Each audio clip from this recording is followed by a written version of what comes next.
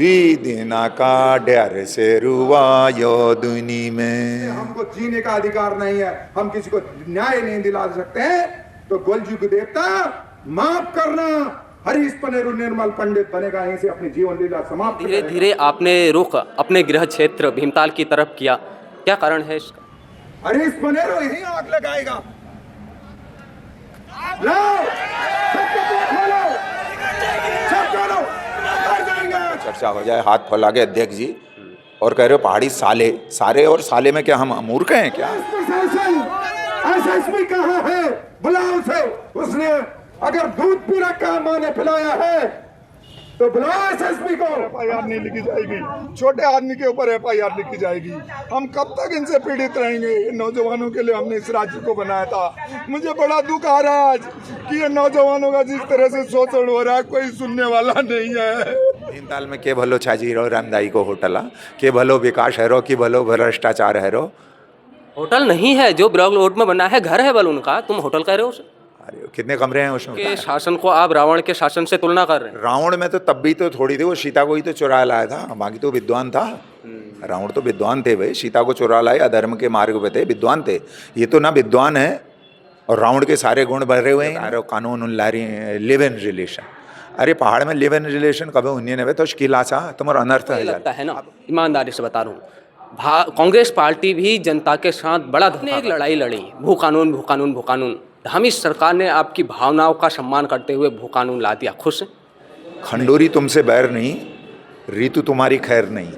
ये आने वाला चुनाव बता बढ़ा दोगे। मैं चौपाल जी को बीड़ी देने जाने वाला हूँ, वो कहते हैं बिल्कुल बीड़ी दीजिए, सिगरेट भी आपको बुलाऊंगा मैं। बिल्कुल यही बात कर रहा था। मैंने कहा लखपत सिंह बुटोला के अलावा क्या कांग्रेस के नेताओं का भी खून पानी है? वो इसलिए रहते हैं, उनके अंदर वो गुलाम है, वो गुलामी की जिंदगी जी रहे हैं, वो गुलाम है। उनको पता है कि हमने थोड़ी सी भी सही बात उठाई तो हमको निकाल बाहर करेंगे। किसी के अंदर कलेजा है क्या कोई बोल दे गलत हो रहा है करके?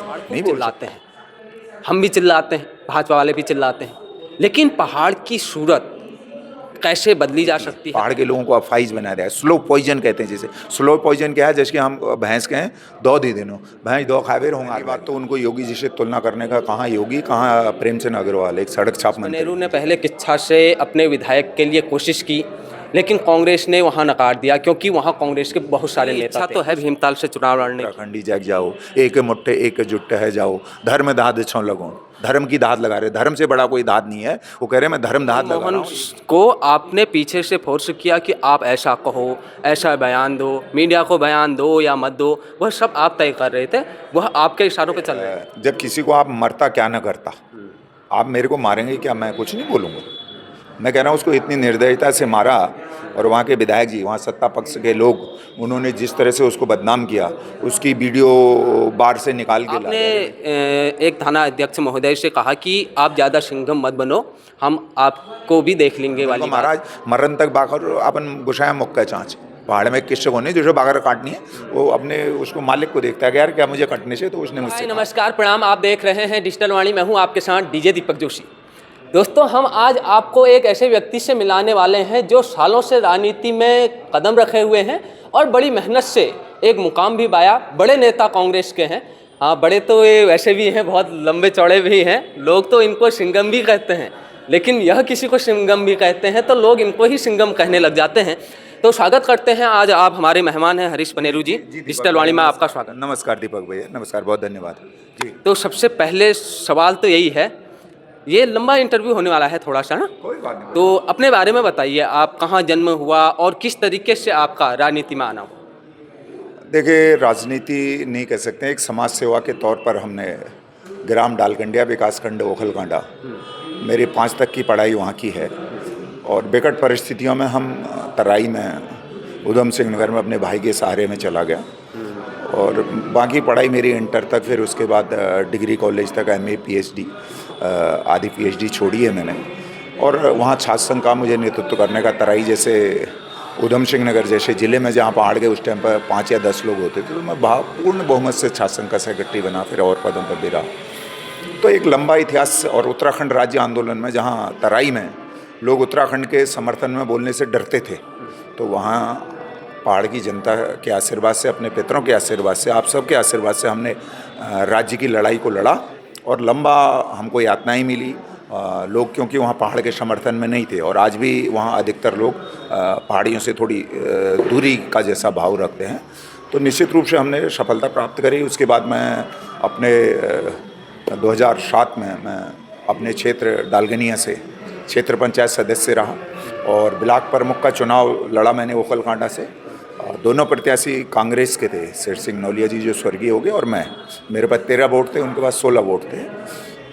तो माननीय नारायण दत्त तिवारी जी ने कहा बेटा तुम जीत नहीं रहे हो तो इसलिए नॉमिनेशन वापस ले लो। मैंने नॉमिनेशन वापस लिया और फिर मुझे नारायण दत्त तिवारी जी ने दर्जा राज्य मंत्री पशुपालन सलाहकार दिया।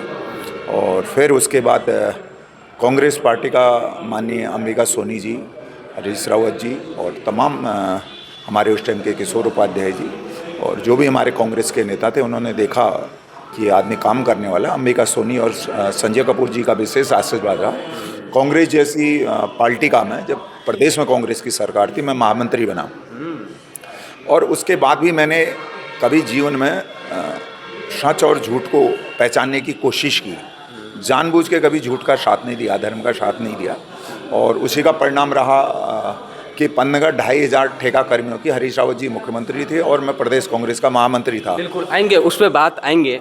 वह सवाल है हमारे पास। आपने कहा कि आपने पीएचडी की, कौन से विषय से पीएचडी कर रहे थे? मैं राजनीति शास्त्र से उत्तराखंड की राजनीति में सिखों की राजनीतिक व्यवस्था पर मैं रिसर्च कर रहा था और वो मैंने अधूरी छोड़ दी क्योंकि घर के हमारे संसाधन इतने नहीं थे और मुझे लगा कि पीएचडी में बहुत लंबा समय है, कब रोज़गार मिलेगा, तो अधूरी मैंने छोड़ दी। हमारे पीसी तिवारी जी जो आज पॉलिटिकल साइंस हल्द्वानी में हमारे यहाँ भी रुद्रपुर भी हेड ऑफ डिपार्टमेंट रहे, उनके अंडर कर रहा था, लेकिन वो मैंने छोड़ दी।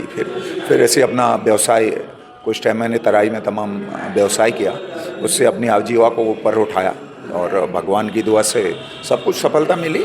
और निश्चित रूप से आज भी सच को सच, झूठ को झूठ कहने की ऊपर वाले की और माता पिता का आशीर्वाद है, उसके लिए जद्दोजहद कर रहे हैं और संघर्ष जारी रहेगा। आप फिर आ गए राजनीति में, जिसे आप समाज सेवा कहते हैं, हमारी भाषा में ये राजनीति ही होती है।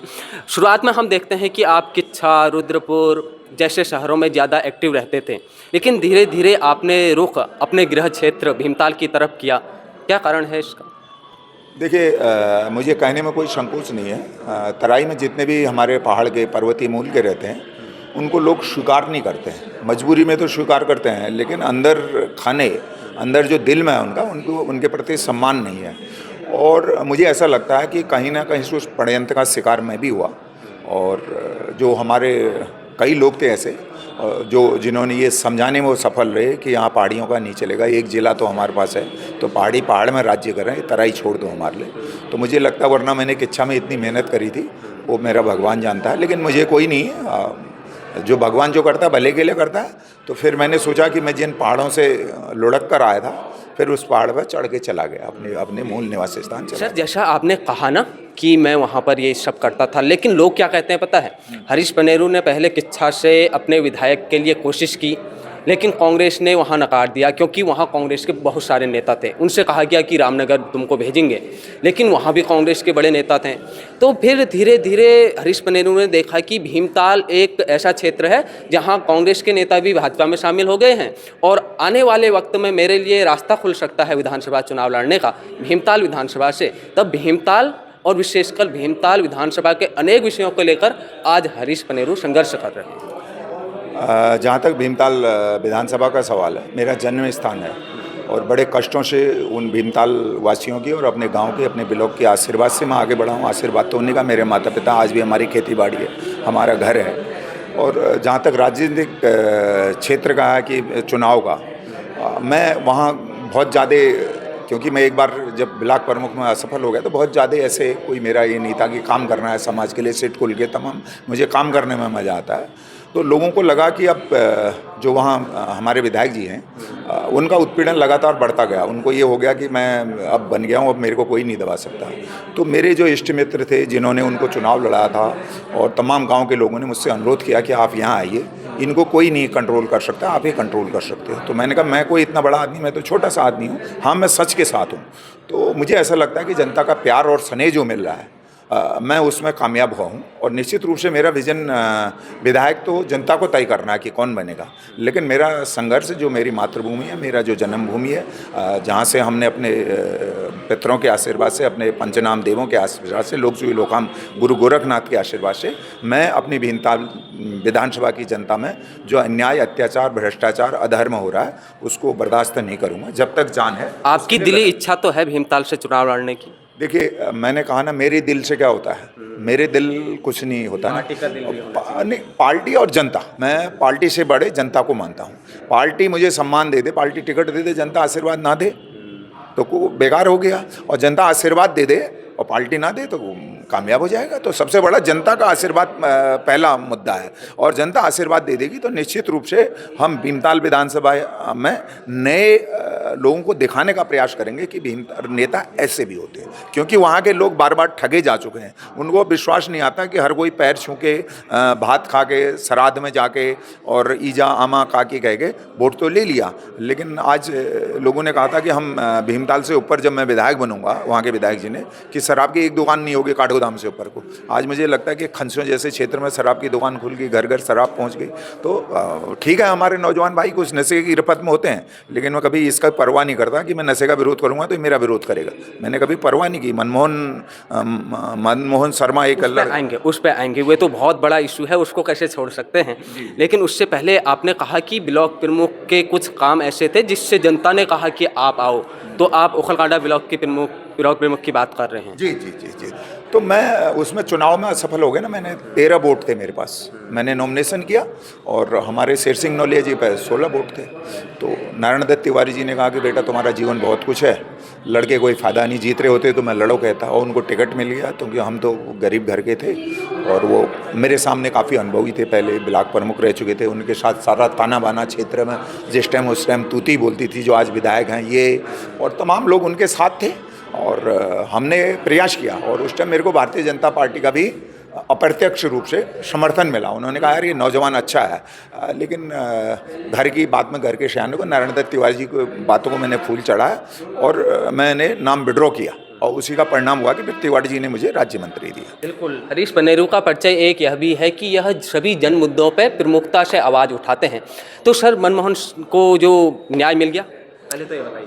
अभी उस पर ट्रायल चल रहा है, इन्वेस्टिगेशन हो रहा है, और मेरा अंतिम लक्ष्य है कि मैं कल भी बयान में जाते रहता हूँ। मैं जैसे लोग होते हैं कि एक बार उठा दिया, दोबारा फिर उसको छोड़ देते, नया मुद्दा टे। मैं जब तक लड़ता हूँ जब तक उस मुद्दे पर पूरा काम ना हो जाए। लोगों ने कहा कि मनमोहन को आपने पीछे से फोर्स किया कि आप ऐसा कहो, ऐसा बयान दो, मीडिया को बयान दो या मत दो, वह सब आप तय कर रहे थे, वह आपके इशारों पे चल रहे थे।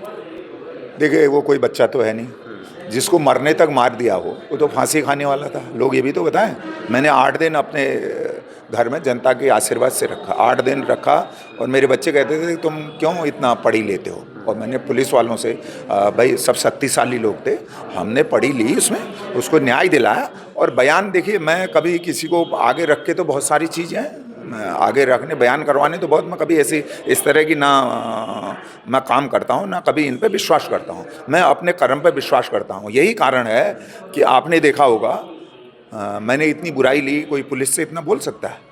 कोई नहीं बोल सकता है। मैं इसको कहने में मुझे संकोच नहीं है। मैं इसलिए बोलता हूँ कि पुलिस वाले भी जानते हैं यार मुद्दा तो सही है, ये बात तो सही कह रहा है। रात को हम जब सोते हैं हम सोचते हैं कि यार ये गलत हो रहा है, तो आत्ममंथन, कितना भी अत्याचारी होगा, भले उसको दम्भ होगा, लेकिन वो जानता है कि ये मुद्दा सही है, ये सही कह रहा है बात। तो इसलिए भगवान, मैं कोई बलशाली नहीं हूँ, मैं बलशाली वहाँ पर जरूर हूँ, मुझे भगवान का आशीर्वाद है, मेरे माता पिता का आशीर्वाद है, आप जैसे भाइयों का है ना। आप निस्वार्थ भाव से मुझे कवर कर रहे हो ना, तो आप ही के भरोसे मैं कूद पड़ता हूँ युद्ध के मैदान में। जब एक पहली वीडियो आई मनमोहन, क्योंकि जिस तरीके से मारा है, वाकई में हमको भी इतना दुख हुआ उस चीज़ का कि कैसे कोई पुलिस वाला एक व्यक्ति को इतना मार सकता है। लेकिन उसके बाद जब दूसरा वीडियो आया जिसमें मनमोहन कहता है पुलिस वालों से कि आओ मुझे मारो, हिम्मत है तो मारो, तो लोगों ने कहा तो ये काले सांड को लाल कपड़ा दिखाने वाली बात है और सांड तो इसमें उछल ही जाएगा। देखिए, जब किसी को आप मरता क्या ना करता, आप मेरे को मारेंगे क्या? मैं कुछ नहीं बोलूँगा। मैं कह रहा हूँ उसको इतनी निर्दयता से मारा, और वहाँ के विधायक जी, वहाँ सत्ता पक्ष के लोग, उन्होंने जिस तरह से उसको बदनाम किया, उसकी वीडियो बाहर से निकाल के लाए। अरे भैया, वहाँ की वो वीडियो भी निकाल लाते जो महिलाएं प्रसव पीड़ा के लिए डोली पर आ रहे हैं। स्वास्थ्य की कहीं व्यवस्था नहीं है, सड़कों का हाल बुरा है, भ्रष्टाचार का आकंड डूबा हुआ है लगातार। हमने काले पोतने की अभी PNGSY कार्यालय पे की थी, तो क्यों नहीं बोलते? वो दौरे पे जाते हैं और सेटिंग गेटिंग होती है और फिर मामला शांत हो जाए, पूरे पहाड़ कट रहे हैं। तो हम बिल्कुल आपका आशीर्वाद है, हम कहने में कोई संकोच नहीं है। हम इस लड़ाई को, मेरा सत्ता प्राप्त करवाना नहीं करवाना जनता के हाथ में है। मेरा कर्म है अन्याय, अत्याचार, भ्रष्टाचार के खिलाफ लड़ाई लड़ना। उसको अंतिम समय तक लड़ूंगा, अंतिम समय तक लड़ूंगा। जब तक जान प्राण है, जब तक ये लड़ाई लड़ी जाएगी। हरीश पनेरू ना कभी बिकेगा, ना कभी बिकने वाला था, ना कभी सिद्धांतों से समझौता करेगा। ये मेरा अपना व्यक्तिगत निर्णय है। अच्छा वसूल है, अगर आप इस वसूलों में रहते हैं, ये बहुत अच्छा वसूल है। लेकिन जब मनमोहन की बात आई तो उसी दौर में एक वीडियो और खूब वायरल हुआ और आपको उस वीडियो ने सिंघम बना दिया। आपने एक थाना अध्यक्ष महोदय से कहा कि आप ज़्यादा सिंघम मत बनो, हम आपको भी देख लेंगे वाली बात। क्या हुआ था? ऐसे कहने की ज़रूरत एक थाना अध्यक्ष को आपको क्यों पड़ गई, और आपको डर नहीं लगता इस तरीके से पुलिस वालों से बहस करना? मैंने कहा ना, पंचनाम देव जहाँ होते हैं, जहाँ अन्याय अत्याचार होता है। कौरवों की सेना कितनी बड़ी थी, पांडव कितने थे, उनको एक गांव देने से मना कर दिया। बाद में उन्होंने पूरा युद्ध जीता ना, क्योंकि धर्म के मार्ग, उनके साथ भगवान श्री कृष्ण थे। मेरे साथ मेरे आराध्य देव हैं, मेरे पूर्वज हैं। और डर किस बात का? वो सिंघम हमने इसलिए कहा, मैं उस बात पर जाना नहीं चाहता हूँ। हमारे यहाँ गोनियारों में एक हत्याकांड हुआ, चंदन हत्याकांड। 25 साल का नौजवान मारा गया, और उसके माँ बाप मेरे पास आए। उन्होंने कहा इसको खोई नहीं। वहीं से मेरा पहाड़ की ओर जाना हुआ, तो मेरे पास लोग आए, क्षेत्र के नौजवान आए। उन्होंने कहा यार, ये चंदन का हत्याकांड दबा दिया गया है। मैंने कहा किसने? बोले सत्ता पक्ष के लोगों ने दबाया। जिसने मारा वो भी सत्ता पक्ष से जुड़ा, जो मरा वो भी सत्ता पक्ष से जुड़ा, दोनों एक ही पक्ष में थे। तो 2 महीने तक उनको गुमराह किया गया सत्ता पक्ष के लोग। कहाँ DIG नैनीताल लेके विधायक जी मिलवाने, क्यों नहीं आपने खुलासा करवाया? तो लोगों को लगा कि अब ये ठग रहे हैं हमें। तो हरीश पनेरू के पास जाना, अंतिम आशा की किरण। उनको महाराज मरण तक बाकर अपन गुसाया मुक्का चाँच। पहाड़ में किसी को नहीं, जो बागर काटनी है वो अपने उसको मालिक को देखता है कि यार क्या मुझे कटने से। तो उसने मुझसे कहा, मैंने कहा भाई देखो ये शर्त है मेरे साथ रहोगे तो फिर तुम देख लो, अभी भी हो सकता है। तो क्योंकि मेरे पास कोई ताकत नहीं है, और निश्चित रूप से हमने उस लड़ाई को लड़ा जो जन सैलाब आया। तो उस टाइम भी ये थाना अध्यक्ष वहाँ पुलिस के कुछ ऐसे होते हैं ना कि बेटा चढ़ दा, उसको देख लेना, हरी से ठोक देना, मैं देख लूँगा। तो वो उससे आए थे, और उन्हें ये नहीं पता था कि इनके ऊपर देवताओं का आशीर्वाद है, जनता का आशीर्वाद है, ये धर्म के मार्ग पर चल रहे हैं। इसलिए शक्ति कहाँ से आई, उस टाइम हमने इनको सचेत कर दिया था कि दोबारा आप मेरे सामने मत पड़ना। सिंघम देखिए आपने? मैंने खूब देखी है। कौन सा किरदार सबसे अच्छा लगा? ये सब वो किरदारों पर लंबा हो जाएगा। अब वो किरदार मैं ये कहना चाहता हूँ, अन्याय अत्याचार, भ्रष्टाचार, व्यभिचार, और कोई भी किस पद पर बैठा हो, वो भगवान ने उसको ये सोचो कि न्याय देने के लिए बैठा है। उसके अंदर भगवान है, क्योंकि वो भी एक तरह से न्याय करने में सक्षम होता है। अगर वो अन्याय कर रहा है तो निश्चित रूप से उसका पश्चाताप आने वाली पीढ़ियों को करना पड़ेगा। उसके बाद आपको हीरो तो बना दिया, लेकिन बाद में कहा गया कि इस तरीके से पनेरू साहब किसी के द्वारा कि सार्वजनिक स्थानों में ऐसी बातें मत किया करो, कभी हम आपस में बैठ लेंगे।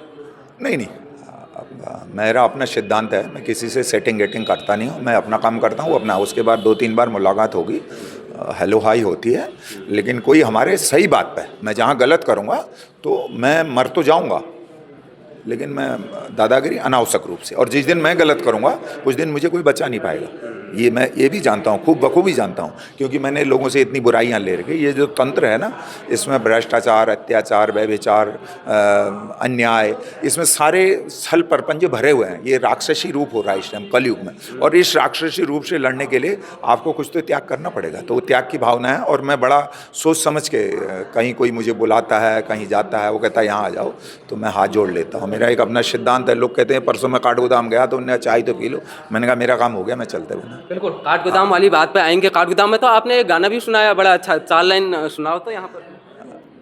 द्वि दिना का डर से रुआयो दुनी में, द्वि दिना का डर से रुआयो दुनी में, ना तेरो ना मेरे से रुआयो दुनी में, तेरी माटा की छानी से रुआयो दुनी में, तेरी माटा की छानी से रुआयो दुनी में, के मटकों चैकानी से रुआयो दुनी में, Dobelero chocale se ruayo duni me Dobelero chocale se ruayo duni me ना तेरो ना मेरे से हुआयो दुनी में। ये मेरा उनके लिए संदेश है। ये गाना एक हमारे प्रोफेसर हैं और एक कनवाल जी, उन्होंने दोनों ने गाया है। मैं इससे इतना प्रभावित हूँ कि हमारा ज़िंदगी मानव जीवन मेला है, मैं धार्मिक रूप से देवभूमि है और देवभूमि से ये संदेश जाना चाहिए कि हमको घमंड, अत्याचार,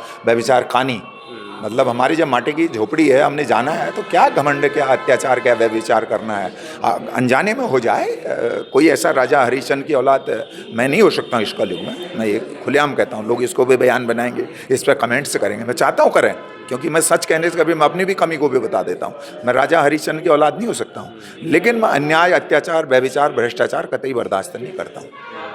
इतना सच्चा मैं नहीं हो सकता हूँ, वो तो युग अलग था ऐसा। हाँ, मैं ऐसा सच नहीं हो सकता हूँ, लेकिन अन्याय, अत्याचार, भ्रष्टाचार जहाँ भी होगा, जिसको भी मेरी ज़रूरत होगी, पूरे नैनीताल से लेकर उधम सिंह, काशीपुर, जशपुर, खटीमा तक आपका भाई आपके आशीर्वाद से बोलता है और जनता के लिए निरंतर लड़ाई लड़ेगा। हमारे पहाड़ के नौजवान आज रोजगार के लिए उधम सिंह नगर में पीड़ित हैं, किसी की उंगली कट रही। उस पर आते हैं। ये शेरदा अनपढ़ का लिखा हुआ आपने एक बढ़िया गाना गाया जो पहले भी बहुत साल पहले नए स्वरूप में जनता के सामने फिर आया है, ये 2 दिना का डियार शेरुआ या दुनिया। तो उस काठगोदाम की बात कर रहे हैं हम। काठगोदाम अपने हाथों में आप काली शाही लेके खड़े होके अधिकारियों में लगाता हूँ, क्या हुआ, ऐसा जरूरत क्यों पड़ जाती है हाथों में शाही लगाने की? आपको वो वीडियो दिखाऊं मैं? आपने वीडियो देखी मैंने। अब उसमें क्या किसी का खून नहीं खोलेगा, किसी के रोंगटे नहीं, कैसे सरकारी धन का दुरुपयोग हो रहा है। उस पर 30 लोगों की जान चली गई उस सड़क पर। पुरानी दीवारों को उस पर बाहर से पोत दिया जा रहा है रेता जैसा गीला करके, और वो नफवा लिया जा रहा है। तो ऐसा अन्याय कौन बर्दाश्त करेगा भैया? तुम खा रहे हो खाओ, हमें तो बर्दाश्त नहीं है, हमें तो ऊपर जाके जवाब जाना है। वो कहते हैं नहीं, जब लोग सवाल पूछते हैं, गांधी जी आज़ादी के आंदोलन लड़ रहे थे और बहुत सारे लोग घरों में सोया रहे थे, गांधी का क्यों? गांधी जी बैरिस्टर थे और वो चाहते वो एक धोती में नहीं रहते, उनके पास बहुत पैसा था, लेकिन उन्होंने देश के लिए निकल पड़े, वो देश को आज़ादी दिलाई। तो आज भी ऐसे कलयुग में आज ऐसे लोगों की संख्या ज़्यादा हो गई है। भ्रष्टाचार डर इसलिए नहीं लगता है, अभी मैं आपको एक इंटरव्यू में खुद बुलाऊंगा, मैं भ्रष्टाचारी विभागों की सूची बना रहा हूँ आजकल, और निश्चित रूप से मुझे ऐसा लगता है कि 2027 से पहले किसी ना किसी के मुँह पे मैं पोतूंगा। ये मेरे अंदर एक जज्बा है, क्योंकि मैं जेल जाने के मन बना चुका हूँ। कितनी बार जेल गए हैं आप? जेल तो अनगिनत बार, वो छोड़िए, वो सब एक बहुत कई बार दिल में दर्द आता है वो सब चीज़ों से। अब डर नहीं लगता जेल जाने में? अब वो क्या होता है कि जब आपके अंदर जुनून होता है, जब आपके अंदर जनता का आशीर्वाद होता है। मैं जब फेसबुक पर अपना वो देखता हूँ, इंटरव्यू देखता हूँ, तो 80,000 लोग, 90,000 लोग फॉलो कर रहे होते हैं। तो उनकी भावनाएं है ना, उनकी भावनाएं वो मुझे प्रोत्साहन दे रहे हैं। ठीक है, कोई जोड़ी नहीं, कुछ चढ़ाने वाले होंगे उसमें, कुछ मरवाने वाले होंगे, कई तरह के लोग होते हैं। हाथ तो आपके भी लंबे हैं, लेकिन कहा जाता है कानून के हाथ आपके हाथों से भी लंबे हो। नहीं, कानून के हाथ, हम हमेशा कानून का पालन करते हैं। मैं कानून का रक्षक हूँ। भारत के संविधान के प्रति उत्तराखंड के लोगों की जितनी आस्था है उतनी शायद किसी में होगी, और मैं तो बहुत ज़्यादा करता हूँ। हम तो उन संस्कारों से आते हैं कि कानून का, लेकिन जब कानून अपना काम नहीं करे तो कानून को अपने हाथ में भी लेना आता है हमको। मुझे काठगोदाम की घटना इसीलिए याद आ रही, हमने डीएम के यहाँ शिकायत की, लोगों ने कमिश्नर के यहाँ की, लोगों ने वीडियो डाले, हम PMGSY कार्यालय में कितनी बार गए 2 साल से लगातार। जब कोई नहीं सुन रहा है तो मुँह काले करेंगे। हम आज भी कह रहे हैं, जिसको रोकना हो रोक ले, क्या बात है, भ्रष्टाचार नहीं चलने देंगे। ऐसा हमारे इलाके की रोड है, हम उसको से। ताज़ा मामला ये चला है, प्रेमचंद्र अग्रवाल ने कहा, उन्होंने फिर उसमें सफाई भी की कि मैंने साले नहीं सारे कहा था। कहा कि ये पहाड़ियों का ही उत्तराखंड नहीं है, इसमें मैदान तराई का भी महत्वपूर्ण योगदान रहा है। वह भी उस क्षेत्र से आते हैं, उन्होंने भी आज़ादी मतलब उन्होंने भी राज्य आंदोलन में महत्वपूर्ण भूमिका निभाई। और तुम जगह जगह आप लोग मतलब कांग्रेस पार्टी जगह जगह उनका पोस्टर दहन कर रही है, आंदोलन कर रही है, क्यों? ऐसी क्या भावनाएं आहत हुई?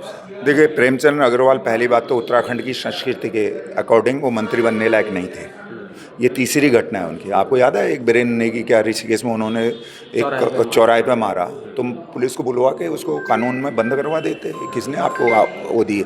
एक उन्होंने गाना गाया हमारे सनातन धर्म पर, वो गाना नहीं आता, तुम क्यों कह रहे हो भाई? सर्वभौम श्लोक, जब आपको गाना नहीं आता, आपको किसने कहा गाने को?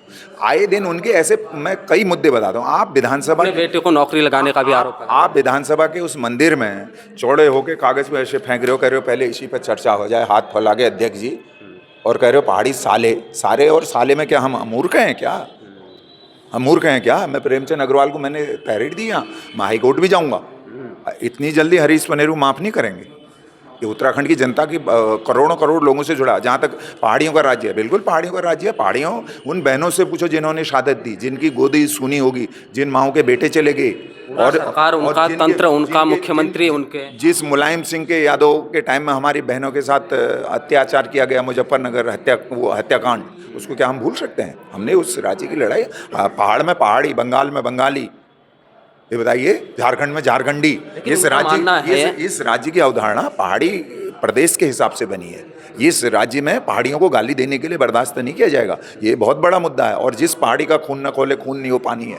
मैं कह रहा हूँ प्रेमचंद अग्रवाल को इस प्रदेश को छोड़ के चले जाना चाहिए। जब इतनी घृणा है आपके अंदर, वही नहीं, हमारी और भी पार्टियों के, हो सकता है मेरी पार्टी के अंदर भी ऐसे हों जो, बिल्कुल यही बात कर रहा था। मैंने कहा लखपत सिंह बुटोला के अलावा क्या कांग्रेस के नेताओं का भी खून पानी है? मैं क्या कह रहा हूँ आपसे, हो सकता है हमारे अंदर भी कोई ऐसे सपोले बैठे हों जो पहाड़ के लोगों से घृणा करते हों। पहाड़ के लोगों से घृणा करते हो, तुमने तो तराई में चलाया था, इनसे हमारे खान पान नहीं मिलते, इनसे हमारे रीति रिवाज नहीं मिलते। आज सबसे ज़्यादा फायदा आपको हो रहा है। जिसने विरोध किया, जिसने एक भी आदमी समर्थन नहीं था, आज सबसे ज़्यादा फायदा वो ले रहे हैं। क्या प्रेमचंद अग्रवाल यूपी में मंत्री लड़ लेना चुनाव वहाँ से?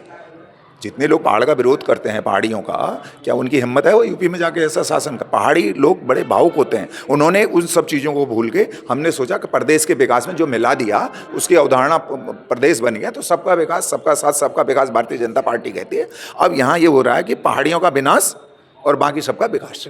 आपने कहा कि प्रेमचंद अग्रवाल यूपी में जाके चुनाव लड़े। उनका तर्क है कि उत्तराखंड मूल के योगी आदित्यनाथ चुनाव क्या मुख्यमंत्री तक बन गए। ऐसे ही कोई बाहर का अगर उत्तराखंड में आके, विशेषकर पासवान जो आजकल मेयर बने ऋषिकेश के, वे आए, चुनाव लड़े और जीत गए, तो इसमें गलत क्या? कोई कहीं भी जा सकता है, लड़ सकता है। मैं कह रहा हूँ, पहली बात तो उनको योगी जी से तुलना करने का, कहाँ योगी, कहाँ प्रेमचंद अग्रवाल, एक सड़क छाप मंत्री। मुझे कहने में इसमें योगी की आप योग्यता देखिए, वो अपनी योग्यता से बने हैं ना। योगी किसी समाज, किसी धर्म के प्रति वो किसी से अगर करते भी हैं तो संतुलित भाषा बोलते हैं। वो MSc पढ़े लिखे हैं, उन्होंने कभी किसी, कितने बड़े आदमी, आइकॉन है भाई योगी आदित्यनाथ, आप उससे तुलना कर रहे हो अपनी? शर्म आनी चाहिए आपको।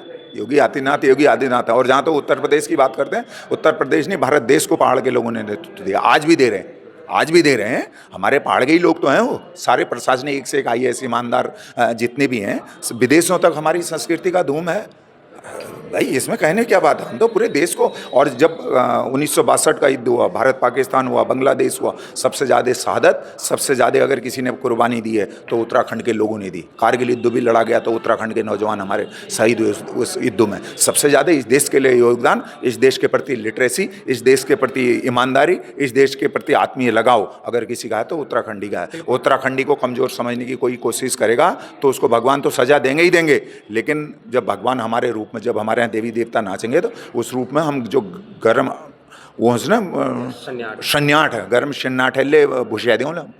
बिल्कुल, आपने कहा कि देवभूमि उत्तराखंड शौर्य भूमि भी है, क्योंकि हम पता है उत्तराखंड के खून में एक सेना के प्रति लगाव है। सबसे ज़्यादा सैनिक यहाँ से निकलते हैं, अच्छी बात है, इससे मैं आपकी सहमत हूँ। अब आप ये बताइए, उत्तराखंड का अभी तक का, जब से राज्य निर्माण हुआ, सबसे बढ़िया मुख्यमंत्री आपको कौन लगा? देखिए, मुझे कहने में कोई संकोच नहीं है, कोई कुछ भी कहता रहे। नारायण दत्त तिवारी जी जहाँ पे छोड़ गए थे, आप सचिवालय देख लो, आप रोडों का इंफ्रास्ट्रक्चर से देख लो, आप सिटकुल हरिद्वार देख लो, आप सिटकुल रुद्रपुर देख लो, सिटकुल सितारगंज देख लो, सिटकुल शिलाकोई देख लो, आप हल्द्वानी मेडिकल कॉलेज देख लो, आप रुद्रपुर का मेडिकल कॉलेज देख लो, आप श्रीनगर का मेडिकल कॉलेज देख लो, आप पहाड़ों के इंटर कॉलेजों का उच्चीकरण देख लो, आप सड़कों की व्यवस्था देख लो, सारा कोई इंफ्रास्ट्रक्चर दिया तो नारायण दत्त तिवारी भूतो न भविष्यति, भूतो न भविष्यति। 100 साल में भी ऐसा कोई आदमी पैदा हो जाए, मुझे नहीं लगता। ये तो देवताओं की कृपा है, क्योंकि देवता जरूर भेजेंगे ऐसे दूत को कोई। उत्तराखंड से एक अच्छे विजन वाले लोग हैं। और नारायण, हमारा सौभाग्य था कि उतने बड़े कद के व्यक्ति ने, जो प्रधानमंत्री बनने से थोड़े से रह गए, हमारी गलती से रह गए, उन्होंने उत्तराखंड का नेतृत्व किया और बहुत भली बात किया। हर एक वर्ग खुशहाल था, पत्रकार खुशहाल था, ठेली वाला खुशहाल था, सर्विस वाला खुशहाल था, बिजनेसमैन खुशहाल था। कौन सा आदमी ऐसा था जो नारायण दत्त तिवारी जी के ज़माने में उत्तराखंड में खुशहाल नहीं था, जिसके चेहरे पर खुशी नहीं थी? मैं आपके बात को सहमत करता हूं। ND तिवारी एक बड़े नेता थे, अच्छे काम किए हैं। हम ही देखते हैं हल्द्वानी में सुश्रा तिवारी जैसा हॉस्पिटल और भी बहुत कुछ। लेकिन उसके बाद तो कांग्रेस ने भी राज किया, यहाँ पर हरीश रावत आए, विजय बहुगुणा आए, अनेक लोग आए। तो वह उस तरीके से जो नारायण दत्त तिवारी उत्तराखंड को छोड़ गए थे, उसे आगे बढ़ाने में कहीं ना कहीं नाकाम रहे। नहीं, नाकाम नहीं कह सकते। हरीश रावत जी को 2 साल का 2-2.5 साल का कार्यकाल मिला। उसमें उन्होंने एक उपलब्धि उनके नाम बहुत जाती है कि उन्होंने पहाड़ी माल्टा को, पहाड़ी मंडुवे को, जो आज ये हम कोई भी सरकार चलाती है, इसका श्रेय जो हमारे पहाड़ी फल उत्पाद हैं, चाहे वो गेठी है, चाहे हमारा माल्टा है, चाहे झिंगोरा है, चाहे हमारे पहाड़ में जो और कोई चीज़ जो भी वहाँ के उत्पाद हैं, उसको अगर प्रोत्साहन किसी ने काम किया तो हरीश रावत ने किया। हरीश रावत जी ने तमाम ऐसी योजनाएं लागू करी। रावत जी चाहते थे कि पहाड़ के लिए कुछ किया जाए, लेकिन एक तो समय कम, दूसरा जो हमारे ये भाग्य विधाता हैं, यानी आप समझ गए होंगे जो विधानसभाओं का नेतृत्व करते हैं, ये छोटी विधानसभा होने से ये मुख्यमंत्रियों पर ऐसा दबाव डालते हैं कि सत्ता को ठीक काम नहीं करने देते मुख्यमंत्री को, क्योंकि मुख्यमंत्री को अपनी कुर्सी भी बचानी होती है। तो मुझे ऐसा लगता है कि कहीं ये भी एक कारण रहा जो काम नहीं हो पाया, वरना उनके प्रति मैं आज भी बात करता हूँ। कई बार ऐसा होता है कि मुझे, वो जानते हैं कि ये मुखर होता है, मैं उनकी बात को नहीं माना, तो वो कई बार तलखी हुई, लेकिन मैं जो उनकी अच्छाई है उसको कहने में कोई संकोच नहीं करूँगा। पहाड़ से अगर कोई ज़मीन से जुड़ा हुआ कोई व्यक्ति है, कोई अगर पहाड़ के दुख दर्द को जानता है तो हरीश रावत जी निश्चित रूप से जानते हैं। आपने कहा हरीश रावत ने माल्टा को बहुत प्रोत्साहन दिया, भारतीय जनता पार्टी ने भी माल्टा को बहुत प्रोत्साहन दिया। देखा नहीं आपने, एक बोतल में दारू आ रही है माल्टा, काफल, और देखिए आपने वो दारू, जी जी, तो वह भी तो प्रोत्साहन ही है माल्टा को। नहीं, वो तो एक देखिए ना, वो उन्होंने मैनिपुलेट करके, जैसे क्या होता है कि मैं आपको ग्रीन टी पिलाऊं तो उसको आप कुछ भी कह दो। हमने तो कहा उसका आज भी जांच करा लो ना। ये तो झूठ परपंच है भारतीय। तो ठीक है, मतलब मैं ये कहना चाहता हूँ, ये गलत है, मैं तो इसका विरोध करता हूँ। मैं कहता हूँ कितना माल्टा के साथ ये अन्याय हो रहा है उसके नाम से दारू बनाने से। अरे मैं ये कह रहा हूँ कि वो पहाड़ी देशी शराब लाए हैं ना, वो माल्टा, वो तो ये तो पहाड़ का दुर्भाग्य है। पहाड़ में मैंने कहा कि पहाड़ में जहाँ काठगोदाम से ऊपर को शराब की दुकान नहीं, घर घर शराब पहुँच गई। पहाड़ में आज मेरे व्यथा है, व्यक्तिगत रूप से अपनी व्यथा बता रहा हूँ, मैं सबका ठेकेदार नहीं हूँ, लेकिन सच बोलने से आपसे भी कहता हूँ कि आप भी जाओ, इसके लिए जागरूक हो। पहाड़ में आदमी बरसी हो रही है, पीपल पानी हो रहा है, कोई नामकरण हो रहा है, बेगर अब 2-4 युवा आपको ऐसे मिल जाएंगे जो कहते पे कीचे भी आउन खानी चपोनी के कोनी खानी चपोनी किसे हिसाब किताब। तो ये अच्छा संकेत नहीं है। पहाड़ को रोजगार के, पहाड़ से पलायन कैसे, मैंने एक बहुत बड़ा मैं आपके माध्यम से कह रहा हूँ कि इस मुद्दे को उठाइए, नेताओं से कहिए, हमारे भी और विपक्ष के भी, उनसे ये कहिए कि पहाड़ से जो पलायन हुआ है उसका सबसे बड़ा कारण खेती है। पहाड़ के लोगों को अफाइज बनाया गया है, स्लो पॉइजन कहते हैं जिसे। स्लो पॉइजन क्या है, जैसे हम भैंस के हैं दो दी दिनों, भैंस दो खावे होंगार लग गया, फिर उसको दिन दुनिया से कोई मतलब नहीं। तो ऐसे ही पहाड़ के लोगों को भी फ्री अनाज देंगे, उनको मैं समझता हूँ कि स्लो पॉइजन दिया जा रहा है। अब कैसे दिया जा रहा है, हम फ्री अनाज का मैं विरोधी नहीं हूँ, जिसको मिलता है, जो बेचारा ज़रूरतमंद है उसको मिलना चाहिए, योजना लागू होनी चाहिए, हम उसका स्वागत करते हैं। लेकिन हम ये कह रहे हैं कि मैं एक सुझाव आपके माध्यम से दे रहा हूँ, पहाड़ में ये लागू करवा दो ना, जो खेती करेगा उसको ही फ्री का अनाज मिलेगा, हो न हो अलग बात है। अब पहाड़ में महाराज 2 आदमी बोनी 100 आदमी चाह रही हैं, वो 2 जानवर बंदर आते हैं, सूअर आते हैं, उसकी खेती को ख़त्म कर देंगे। अगली बार उसका भी मनोबल टूट जाता है। जैसा साथ वैसा विचार वाला हिसाब है। जब साथ वाला खेती करेगा तो दूसरे को मिले, जब कोई कर ही नहीं रहा तो वो भी बेचारा टूट जाता है। तो हमारा ये आपके माध्यम से कहना है कि सरकार को अगर पहाड़ से पलायन रोकना है, कोई चिंतित है, तो पहाड़ पे सड़क, शिक्षा और स्वास्थ्य, और पलायन रोकने के लिए खेती के लिए अनाज पे आप लागू कर दीजिए। ठीक है, फ्री अनाज हम देंगे, उसको देंगे जिसने खेत बोया होगा, जिसमें हल चलाया होगा, जिसने बीज डाला होगा। होना न होना प्रकृति और जानवरों के हाथ में, आप बोइए तो सही। मैं आज घर भी जाता हूँ अपने डालगंडिया में, मैं हर साल मोडुआ पटवारी मेरे यहाँ से नाप के ले जाते हैं कि एक नाली में कितना हुआ। जौहर लगाता हूँ, जो पहाड़ी गीत होते हैं। आप भी लगाते? अरे क्या आप आइए, मैं अगले साल, अब जब मडुए का सीजन आएगा आपको बुलवाऊंगा, मैं पूरे लगाते हैं। मेरी माँ वहाँ रहती है और मैं लगातार, मैं आपको यहाँ आता हूँ तो मम्मी को यहाँ ले आता हूँ, और पहाड़ जाता हूँ तो फिर मम्मी 10-15 दिन वहीं रहती है। तो आज भी मेरे यहाँ हल्दी बोई हुई थी। मैं कह रहा हूँ कुछ चीज़ ऐसी है, हल्दी को बंदर नहीं खाते हैं ना, अदरक को नहीं खाते हैं ना। तो ये थोड़ा लोगों के अंदर जागरूकता पैदा करने की ज़रूरत है, और जागरूकता कोई कर नहीं रहा है, क्योंकि हमको स्लो पॉइजन दे दिया। उसने कहा वोट मिल ही रहा है, हम जीत ही रहे हैं, बाकी भाड़ में जाए, मेरी तो मुख्यमंत्री की कुर्सी बची रहे, मैं विधायक बने रहूँ, आने वाले साले तब देखेंगे। ये बताइए पहले, मैं यह क्यों पूछ रहा हूँ वह बाद में बताऊँगा, इस समय उत्तराखंड का सबसे बड़ा नेता कौन है?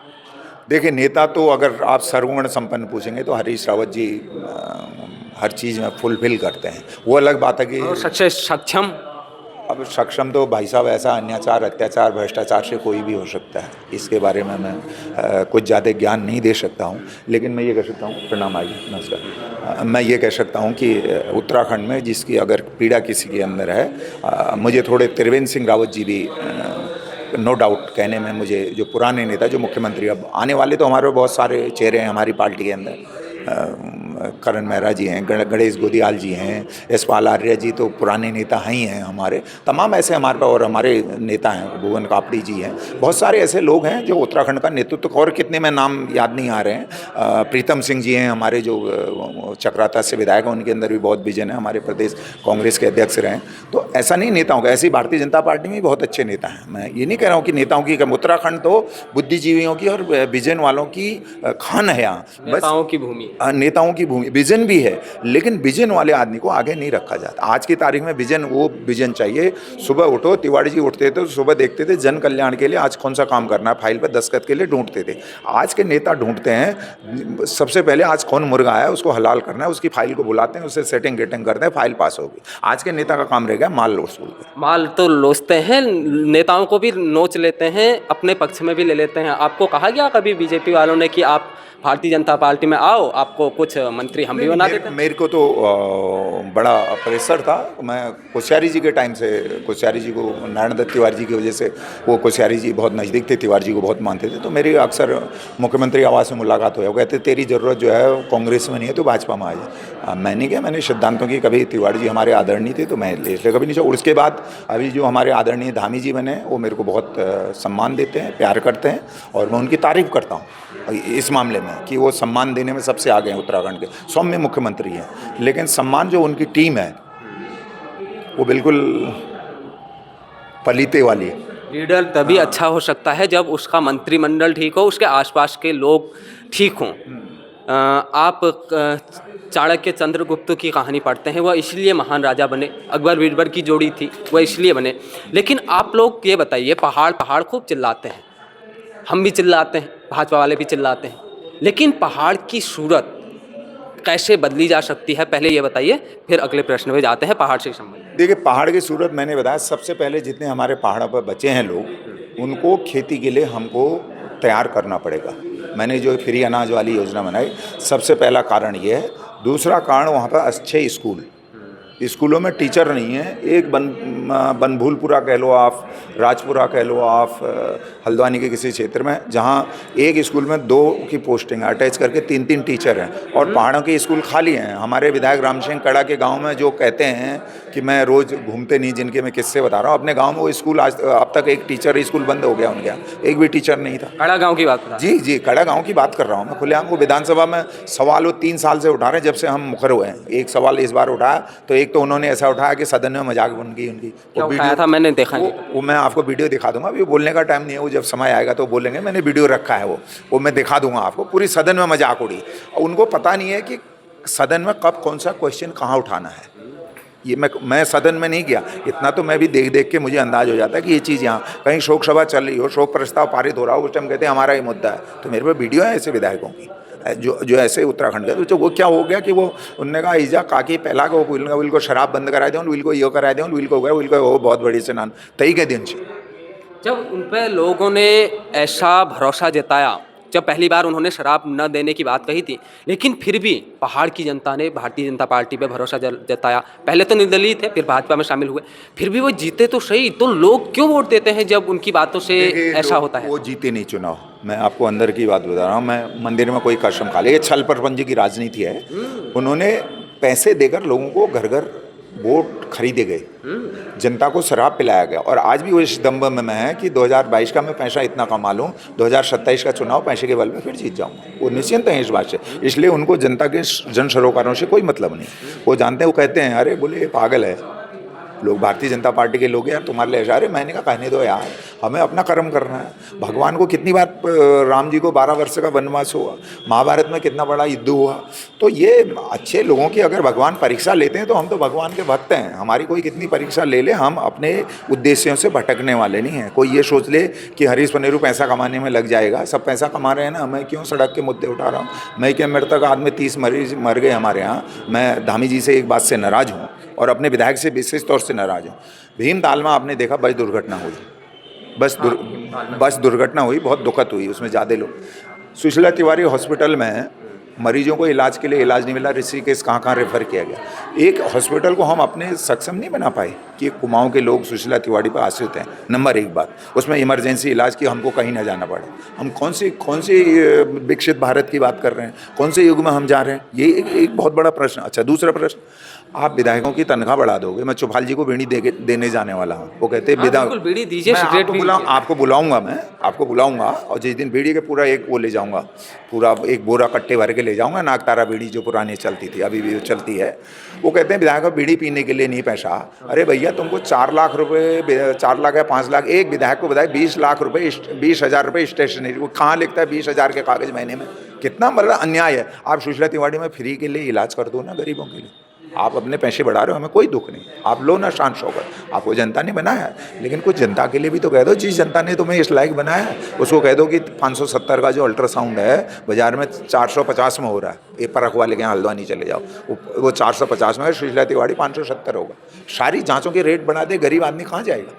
बिल्कुल, राजनीतिक द्वेष तो अलग चीज हुई। मैं ये राजनीतिक बात नहीं कर रहा हूँ, ये जो गरीबों की जो बात सही है, तानाशाह सत्ता जो है, जो विधायक आंख बंद करके हो गए ना, इसका परिणाम इनको सबको भुगतना पड़ेगा, क्योंकि गरीब जनता की दुआ और बद्दुआ दोनों बहुत तेजी से लगती है। बिल्कुल बिल्कुल, बड़ी अच्छी बात चल रही है, लेकिन मैं एक व्यक्ति होने के नाते, भारत का व्यक्ति होने के नाते ये महसूस करता हूँ वाकई में जो हॉस्पिटलों की व्यवस्था है वह ठीक होनी चाहिए, शिक्षा की व्यवस्था ठीक होनी चाहिए। यह बिना राजनीति के हर किसी व्यक्ति को ठीक करनी चाहिए, क्योंकि पहाड़ में आज भी कोई बीमार होता है तो डोलियों में लाते हुए कितनी वीडियो देखते हैं, कितना दुख होता है। हम भाजपा के भी हैं ना, तो फिर भी हमें दुख होता होगा। और कांग्रेस वाले भाजपा थोड़ी मर रहे हैं, और सुशीला तिवारी में कोई अगर इलाज कराने वहाँ ये थोड़ी देखता है डॉक्टर ये भाजपा का है कांग्रेस का। लेकिन भाजपा वाले फिर भी खामोश रहते हैं कि मेरे नेता पे बात आ जाए। खामोश इसलिए रहते हैं, उनके अंदर वो गुलाम है, वो गुलामी की जिंदगी जी रहे हैं, वो गुलाम है। उनको पता है कि हमने थोड़ी सी भी सही बात उठाई तो हमको निकाल बाहर करेंगे। किसी के अंदर कलेजा है क्या कोई बोल दे गलत हो रहा है करके? नहीं बोल सकता है ना। मैंने जो भीमताल का वो प्रकरण अधूरा रह गया बस कांड से, 10 लाख रुपए मिले उनको, मुख्यमंत्री जी ने मिले नहीं मिले अभी तक मुझे नहीं पता, पूरे नहीं मिल पाए होंगे मेरा विश्वास है, क्योंकि मैं भी इतनी सरकारी उसके तंत्र को जानता हूँ। हमारे ओखलकांडा में 2 लाख क्यों मिलेंगे? ये कहाँ समानता है? क्योंकि वो इलाके के लोग जागरूक नहीं हैं।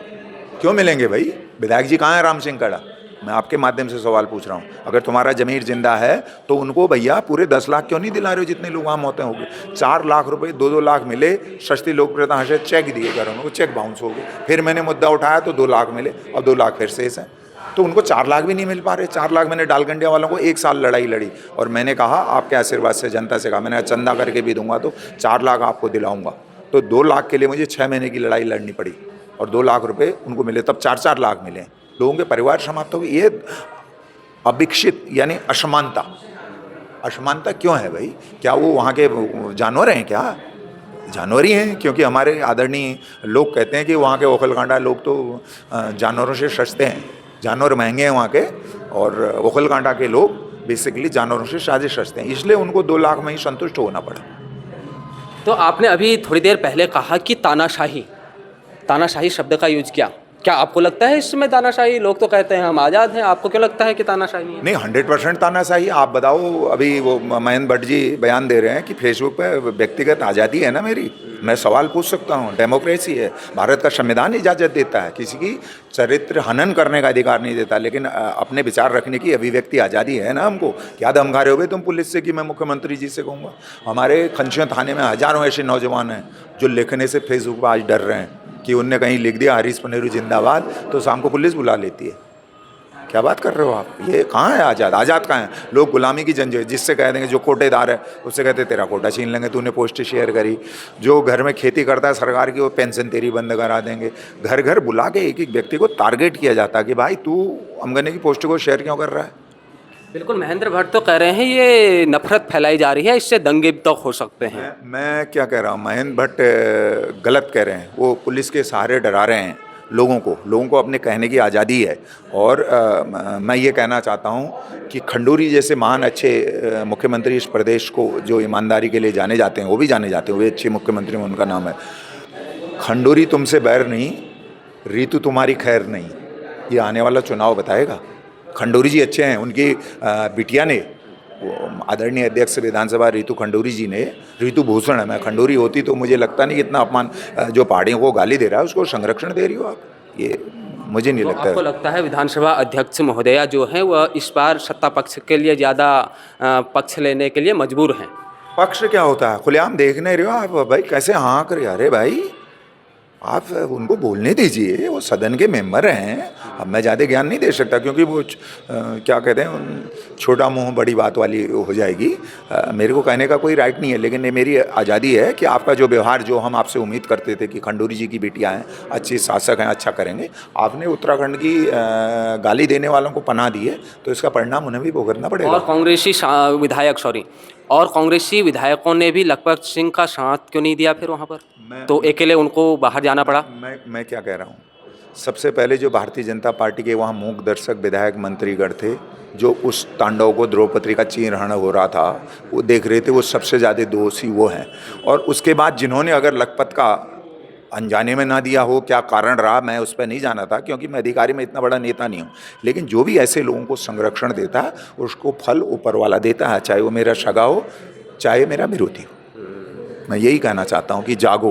नरेंद्र सिंह नेगी खाली थोड़ी गाना गा रहे हैं, उनके अंदर एक पीड़ा है ना, जग जाओ रे उत्तराखंडी जग जाओ, एक मुट्ठे एक जुट है जाओ, धर्म दाद छो लगो।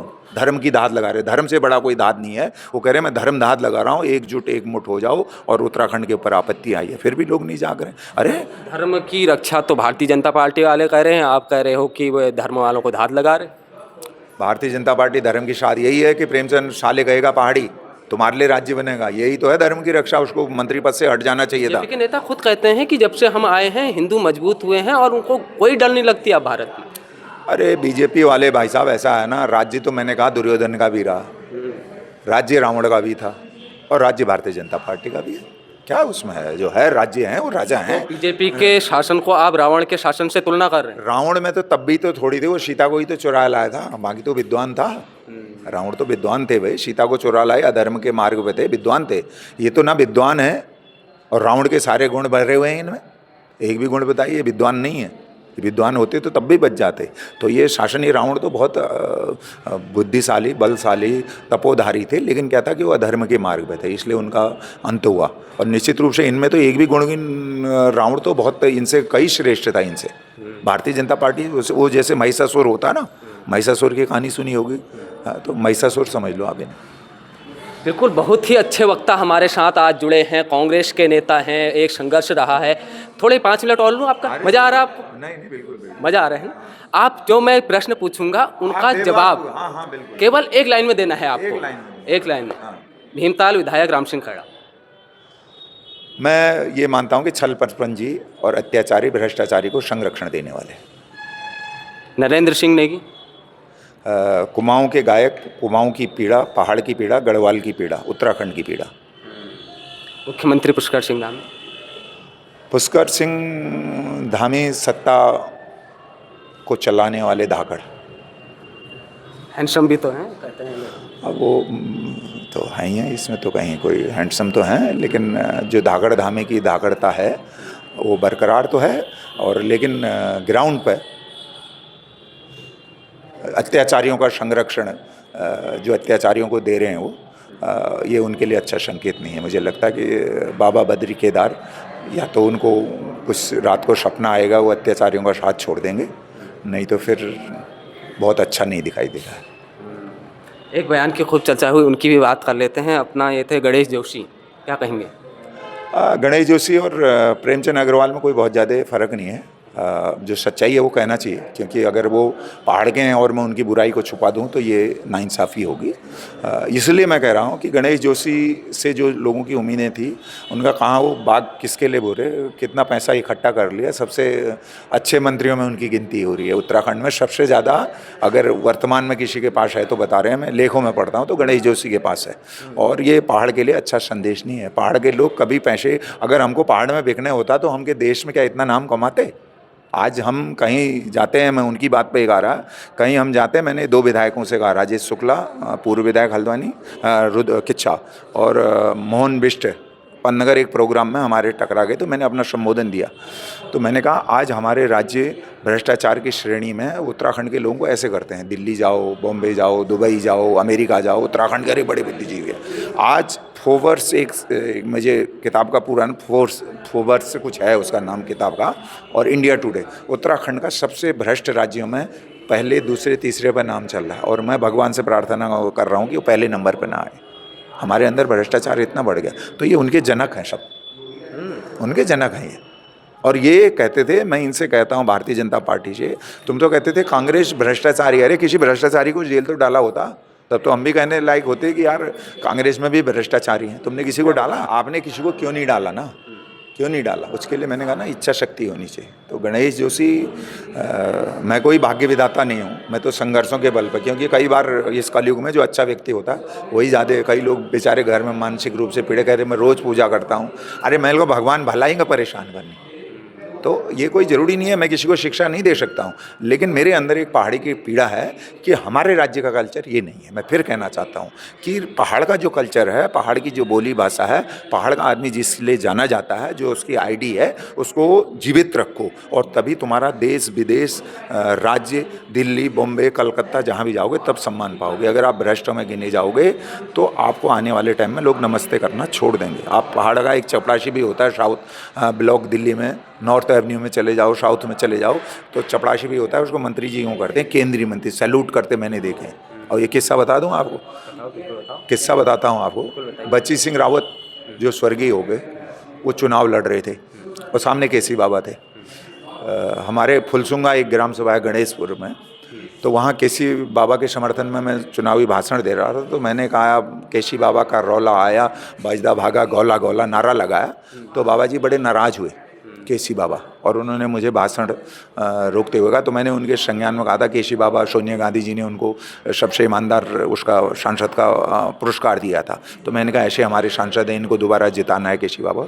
तो खड़े होके उठे और उन्होंने माइक अपने हाथ में लिया, मुझसे कहा, हरीश भाई तुम गलत कह रहे हो, मैं ईमानदार नहीं, मुझसे ज़्यादा ईमानदार बच्ची सिंह रावत है।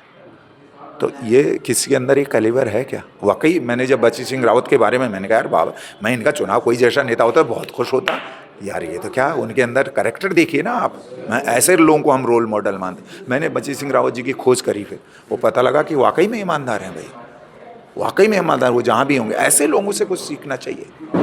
नहीं तो बाबा जी को क्या जब चुनाव फिर बच्ची सिंह रावत हारे तो बीजेपी में भी हैं, तभी तो बीड़ी पीने के लिए पैसे नहीं है ना। ईमानदार नहीं होते तो पैसे कमा के रखते अपने बैंक अकाउंट में। ये अब तो ये सब भ्रष्ट हैं। अब तो ये सब, इनमें कौन है ईमानदार? कोई एक बोल रहे हैं मतलब बीड़ी पीने। मुझे एक आदमी की डिबेट करा दो, मुझे एक आदमी, मैं सारे विधायकों को जानता हूँ, एक की डिबेट ले आओ सामने जो कहे मैं ईमानदार हूँ। कौन सा विधायक ऐसा है जो उत्तराखंड की विधानसभा में और जो विधायक निधि आती है, कुछ एक आध दो चारों को, जो 4 5 10 को मैं नहीं कर सकता, 10 हो जाएंगे ज़्यादा, जो ये 40% विधायक निधि में कमीशन जा रहा है, क्यों नहीं इस पर रोक रहे? क्यों नहीं कहते विधायक निधि हम नहीं लेंगे, भ्रष्टाचार हो रहा है? भ्रष्टाचार का शुरुआती विधायक निधि से हो रही है 60-60%। मैं अभी सारे भ्रष्ट विभागों की सूची जारी करने वाला हूँ, आपको बुलाऊंगा। आपने ये बताया, आप बताइए, मेरे को ये लगता है ना, ईमानदारी से बता रहा हूँ, कांग्रेस पार्टी भी जनता के साथ बड़ा धोखा करती है। आप कहो क्यों? क्योंकि जब जीतते हो आप कांग्रेस के चुनाव से, कहीं अगर जीत गए तो फिर थोड़े दिन बाद चुपचाप से भारतीय जनता पार्टी में, आपके विधायक तो कभी कभी कपड़े भी नहीं पहनते, सीधे भारतीय जनता पार्टी में चले जाते हैं। मतलब लोगों के अंदर से ना कांग्रेस पार्टी के प्रति विश्वास उठ गया है कि हम वोट कांग्रेस को दें, दिली इच्छा है उनकी, वह बदलाव चाहते हैं, लेकिन उनके साथ इतना बड़ा धोखा होता है और वह कांग्रेस के ही नेता होते हैं।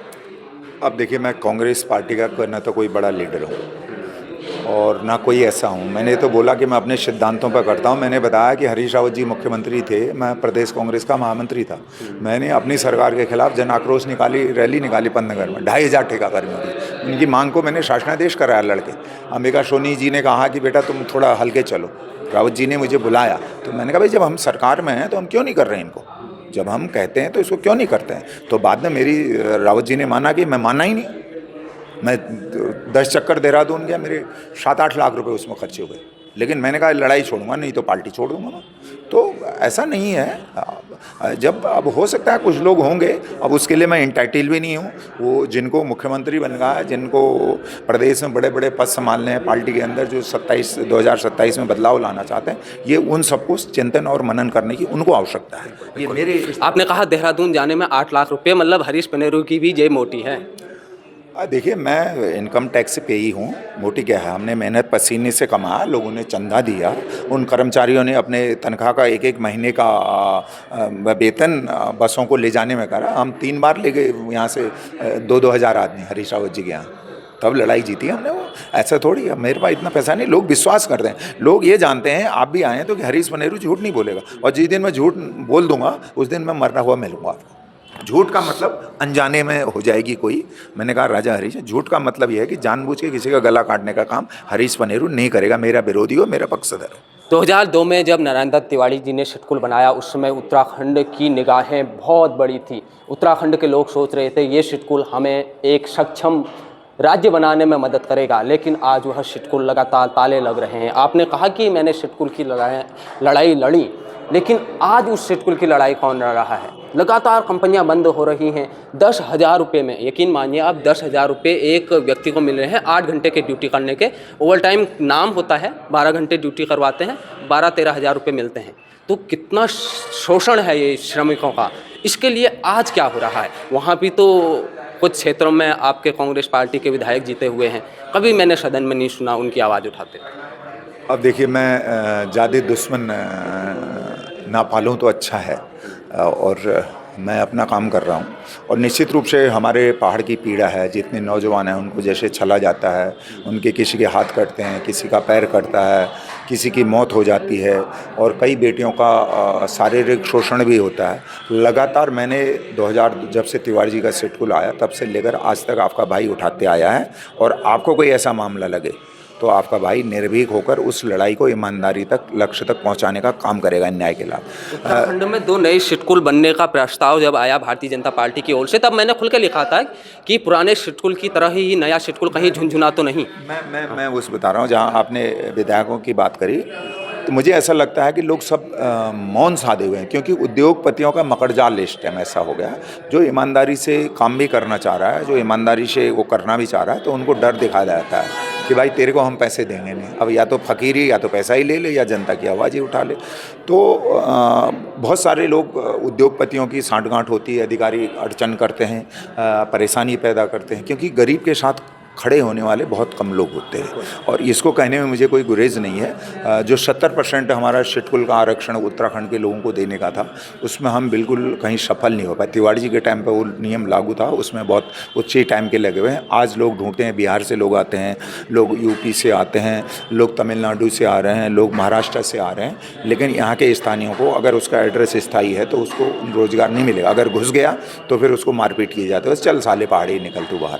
तो ऐसे कई मेरे सामने, मैं अपने पुराने आपने वीडियो देखे होंगे, तो ये हमारे लिए पीड़ा की बात है। और निश्चित रूप से जब कोई जागेगा, इसमें कोई ना कोई ऐसा अवतरित होगा। आप जानिए कि ये महाभारत का युद्ध चल रहा है इस टाइम पर, और कृष्ण के रूप में कोई ना कोई सारथी अवतरित होगा। वो मेरा भले ही सारथी नहीं होगा जो हमारे उच्च स्तर पर जिनको सत्ता मिलेगी, उनका कोई ना कोई ऐसा सारथी मिलेगा जो धर्म की लड़ाई लड़ेगा। और सिटकुल का जो बदहाल है ना वहाँ, भाई चलो तुम उद्योगपतियों का शायद उन्हीं को सड़क दे दो, बाहर कुछ तो इंफ्रास्ट्रक्चर बढ़े, उसको संभाल ही नहीं पा रहे हैं। ना रोजगार मिल रहा है, ना फैक्ट्री बन रही है, कुछ ऐसी जहाँ जो जैसे पढ़ा पढ़ाई। तो ये बुरा हाल है, बहुत व्यवस्था ख़राब हो चुकी है। कहाँ तक चिल्लाएंगे, कहाँ तक करेंगे। इवन पत्रकार जो हैं वो बेचारे, कोई अगर आप मेरी इतनी बात लिखा रहे, हो सकता है आपको भी फ़ोन आ जाएगा, तू बड़ा बन रहा है। तो एक मैं 2-3 पत्रकार साथियों का नाम बता दूंगा, अगर आपको ज़रूरत पड़ेगी तो उनसे कहा कि पनेरू को यार तू बड़ा, विधायक जी का कि उसको बड़ा भाई तू हाईलाइट करता। अरे उन्होंने कहा भाई हमारा काम है खबर चलाना। अभी ये सही मजदूरों की भीमताल में 15 साल से वो जो पंप ऑपरेटर हैं, जिन्होंने कोरोना काल में लोगों को पानी पिलाने का काम किया, उनका ESIPF खा गए भारतीय जनता पार्टी के लोग। ESIPF उन पंप ऑपरेटर का, मैंने परसों वहाँ हड़ताल की थी, उनके 2 महीने की तनख्वाह नहीं मिली, तनख्वाह का आदेश कराया, उन्होंने ट्रांसफ़र कर दिया जिसने तनख्वाह मांगी। बोले तेरे को कहाँ निकाल देंगे। मैं धरने में बैठा, और तो फिर वो तनख्वाह का लिखित आदेश लेके आया। उनको तनख्वाह मिली या नहीं मिली अभी नहीं पता चला, दोबारा बैठना पड़ेगा, क्योंकि उन्होंने कहा हरीश पनेरू को अगुवाई मिल जाएगी। लोग इसमें चिंतित हैं कि काम हो रहा है, जनता का इस पर चिंतित नहीं है। वो इसलिए चिंतित हैं कि यार हरीश पनेरू कैसे काम करा लेता है। आपने कहा पीएफ और ईएसआई की भी वेतन काट दिया गया, यह कैसे हो सकता है? ये तो दो सरकारी ऐसे संगठन हैं जो मजदूरों के उत्पीड़न को रोकने के लिए एक बहुत ही उनको संरक्षण देने का काम करती हैं ताकि उनको कोई परेशानी नहीं हो। ऐसा होता है, ठेकेदार को पेमेंट कर देता है बेबाक, और ठेकेदार खा गया, उसने मेरे नाम का पीएफ ईएसआई जमा नहीं किया। ये है उसमें प्रकरण। हाँ, ये मेरे को लोगों ने लिखित, मैंने वहाँ जेई से कहा उस पर तो 420 होनी चाहिए। ऐसे ये वही प्रकरण नहीं है, पीएफ ईएसआई पूरे शिटकुल में भी ऐसा ही हाल हो रहा है। जो ये बड़े बड़े गाड़ियों में आपको घूमते हुए मिलते हैं ना, ये सब गरीबों का पैसा ले गए, उनका पीएफ ईएसआई उनका वो है। अशोका लीलैंड जैसी बड़ी कंपनी से हमने लड़ाई, आज भी एक केस चल रहा है, 300 लोगों को पक्का करा आपके आशीर्वाद से। हमने नहीं करा, ऊपर कोई दैविक शक्ति थी ना, आप जैसे भाइयों का सहारा था, और 300 की लड़ाई लड़ रहा हूँ, कोर्ट में केस चला हुआ है। विधायक जी को मैंने, हल्द्वानी के विधायक जी हैं, उनसे मेरी तलखी होगी, कपड़े तक उतारने पड़े, और उनके भी उतरवाई मैंने ज़बरदस्ती कि या तो आते नहीं या तो मांग पूरी करो।